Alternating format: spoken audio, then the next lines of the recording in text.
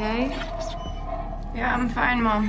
Heureusement, les coups à la porte de sa mère avaient sauvé la jeune fille in extremis. Mais à peine eut-elle quitté la salle de bain qu'elle fut témoin d'une scène irréelle, une tempête de neige faisait rage, dans sa propre chambre. Et en posant le pied sur le sol, elle sentit réellement le froid de la neige sous ses pieds. Devant elle se dressait un panneau recouvert de givre, qui l'amena jusqu'à la même maternelle abandonnée que dans son rêve précédent. Alors qu'elle approchait de la porte pour mieux comprendre, le démon surgit derrière Lisa, caressant son dos avec ses griffes d'acier.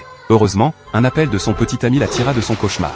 Pour découvrir l'identité du démon, le couple décida d'enquêter sur l'ancienne école maternelle. C'est là qu'ils découvrirent que toutes les victimes mortes ces derniers jours avaient fréquenté le même établissement dans leur enfance. À l'époque, un certain Frank, le jardinier de l'école, se comportait étrangement. Il jouait souvent à cache-cache avec les enfants, mais bientôt, plusieurs parents découvrirent que leurs enfants revenaient à la maison couverts d'échymoses. Dès qu'on évoquait Frank, les petits éclataient en sanglots. C'est alors que la vérité éclata, Frank était un véritable prédateur. Furieux, les parents le pourchassèrent jusqu'à un entrepôt désaffecté. Frank, paniqué, découvrit que toutes les issues avaient été verrouillées. Il n'eut aucun moyen de fuir. Cerné, il fut brûlé vif. Des années plus tard, Lisa et son petit ami décidèrent de retourner sur les lieux pour tenter de venger leurs anciens camarades.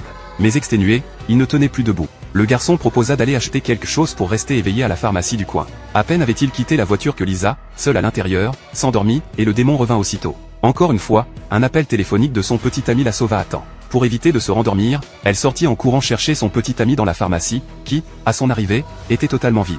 Les lumières clignotaient, puis elle se retrouva de nouveau dans la vieille usine de ses cauchemars. Là, elle fut blessée au bras. Transportée à l'hôpital, les médecins s'apprêtaient à lui faire une injection quand, soudain, les griffes du démon surgirent encore. Lisa hurla de terreur. Et quand sa mère entra précipitamment dans la chambre, Lisa avait disparu. En réalité, Lisa et son petit ami étaient repartis à l'école maternelle pour percer le mystère jusqu'au bout. Dans l'un des bâtiments, ils découvrirent une étrange pièce remplie d'outils rouillés. Sur les murs, des dessins d'enfants couvraient les cloisons. L'un d'eux masquait une porte secrète. Ce qu'ils découvrirent à l'intérieur raviva des souvenirs profondément enfouis dans la mémoire de Lisa. Son compagnon trouva une boîte à chaussures remplie de photos, les preuves des atrocités commises par le démon sur les enfants. Il était clair qu'il fallait éliminer cette créature une bonne fois pour toutes. Lisa tenait dans ses mains un morceau de tissu arraché au démon et eut une idée, si elle pouvait l'attirer dans le monde réel, ils auraient peut-être une chance de le tuer. Le plan était simple, Lisa pénétrerait dans le rêve pour piéger le démon, pendant que son compagnon l'attendrait prêt avec une guillotine artisanale.